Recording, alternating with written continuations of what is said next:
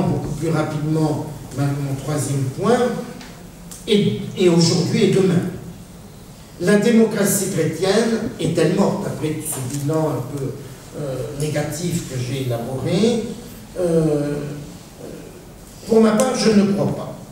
Je ne crois pas, même si elle reste en difficulté, sauf dans le cas allemand où il y a une implantation extrêmement solide. Mais je pense qu'il y a plusieurs conditions à remplir. La première, c'est de savoir répondre à la crise actuelle. Nous sommes entrés dans une crise du capitalisme qui est peut-être tout aussi forte que la crise du communisme en 1989-90. C'est la crise de l'idéologie, finalement. Lorsqu'une idéologie va jusqu'à l'absurde, eh bien, elle se retourne contre ce qu'elle veut faire, et on est aujourd'hui dans un système complètement fou, que plus personne ne contrôle. C'est l'économie virtuelle qui a oublié l'homme et le travail de l'homme, qui a oublié la personne humaine et le travail de la personne humaine. C'est cette crise financière avec l'élaboration d'une économie virtuelle à laquelle nous sommes confrontés. Et ici, incontestablement, la démocratie chrétienne a des choses à dire et à imposer. Et puis, il n'y a pas que cela, il y a aussi, dans cette crise que nous vivons, une remise en cause de l'an fondamental majeur de l'anthropologie chrétienne, de l'homme tel qu'il est comme créature de Dieu. Ce sont les manipulations génétiques, c'est toutes les questions qui se posent à propos de la naissance, de la vie et de la mort, et des manipulations auxquelles nous sommes confrontés, auxquelles nous serons de plus en plus confrontés, parce que on présente les manipulations génétiques comme un droit, comme un élément de liberté, et nous sommes, en tant que chrétiens, confrontés là à un défi tout à fait majeur pour l'avenir même de l'humanité. Donc, crise économique, crise de l'homme. Deuxième condition, se réapproprier la doctrine. Se réapproprier de la doctrine, je l'ai dit tout à l'heure, la démocratie chrétienne dispose d'un corpus absolument formidable, constamment actualisé, et je dirais que c'est la seule famille politique qui dispose d'un tel corpus doctrinal à sa disposition, qui a à sa disposition un tel corpus doctrinal, aussi riche, aussi profond et constamment mis à jour. Ça, je crois qu'il faut vraiment en prendre conscience, cela me paraît fondamental. Que peuvent dire les socialistes? S'appuyer sur quoi? Sur quels auteurs? Sur Karl Marx? Bon, ce n'est quand même pas terrible. Hein, on a vu les résultats concrets. Hein. Les libéraux peuvent s'appuyer sur Adam Smith et sur quelques autres, mais ils ont eux-mêmes complètement évolué vers une déréglementation complète qui n'était pas chez les auteurs libéraux du XVIIIe ou du XIXe siècle, et eux aussi sont quand même en difficulté face à leur bilan.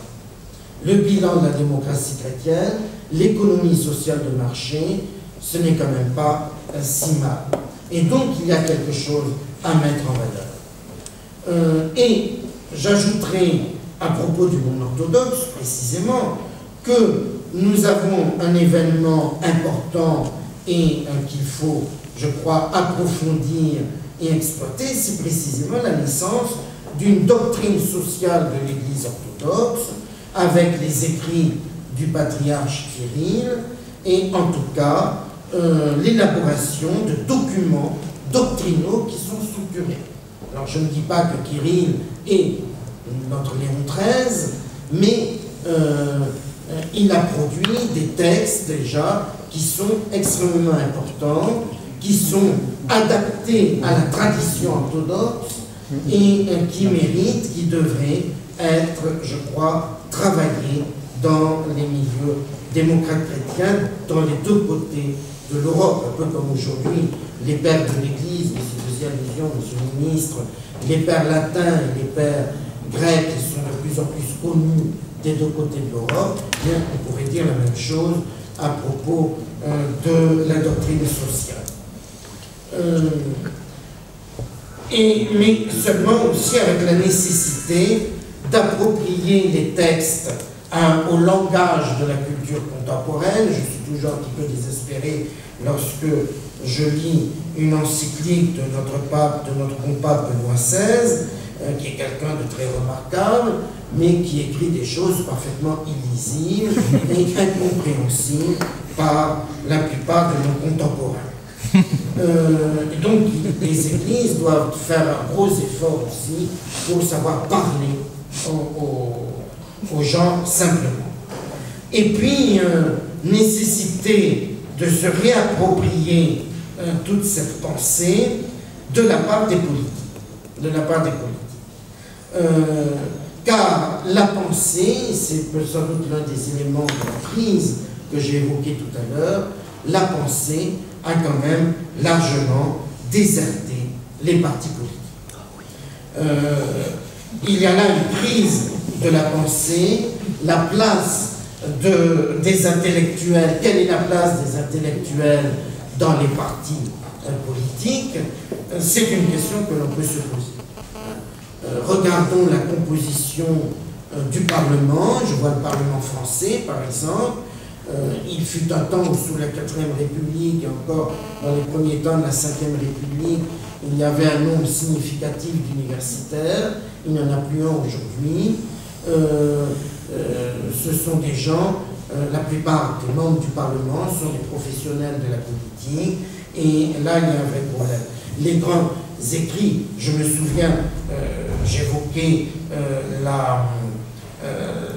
je me souviens qu'au MRP, par exemple, et au début le Centre démocrate, le CDS, chaque congrès commençait par un rapport doctrinal.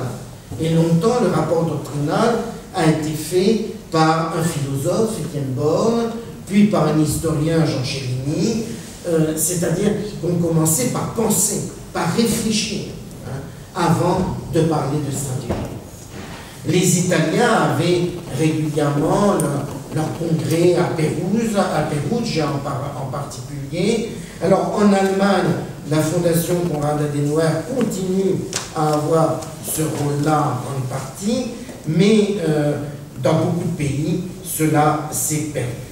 Donc là, il y a vraiment un rôle, et je pense que votre fondation, précisément, est là pour ça, en Roumanie, et il me semble qu'il y a vraiment quelque chose à faire.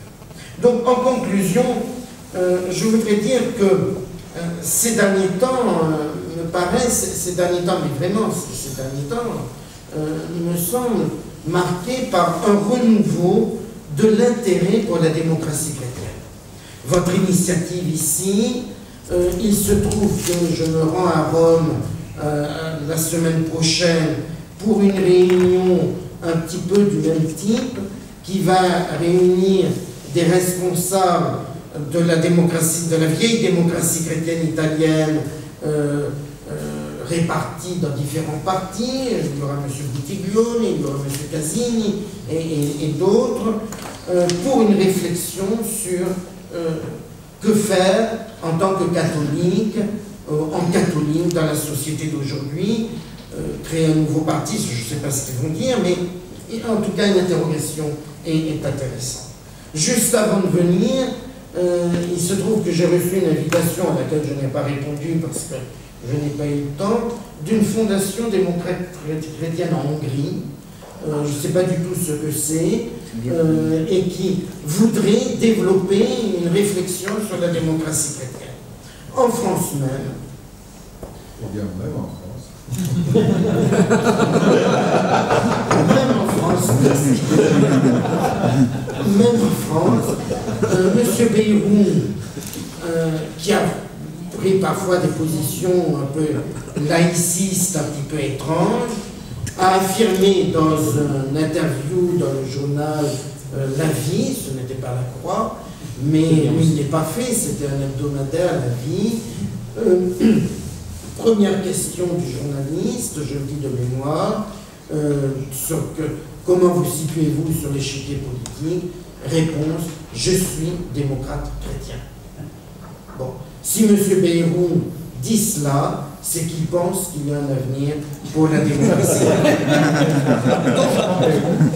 Donc, il y a quelque chose qui... Récemment, j'ai entendu sur une radio quelqu'un qui disait qu'il faudrait quand même revenir au modèle rénant de développement, c'est-à-dire l'économie sociale de marché. Bon, il y a sans doute quelque chose à faire. Alors, il ne s'agit pas de refaire ce qui a été fait dans les années 50, de reconstruire ce qui a été ensuite perdu, mais les conditions générales, en plus les conditions générales aujourd'hui sont très différentes, situation économique notamment, mais il y a sans doute une mission de la part de ceux qui se retrouvent dans l'idée démocrate chrétienne, c'est réhabiliter le politique par rapport à la technocratie, à l'économie, c'est redonner à l'intelligence toute sa place dans les partis, c'est savoir lire les signes des temps, comme le disait le pape Jean XXIII, et non pas les sondages. Vous avez fait allusion tout à l'heure. C'est finalement savoir faire lire le patrimoine de réflexion et d'éthique dont la démocratie chrétienne est porteuse. Je vous remercie.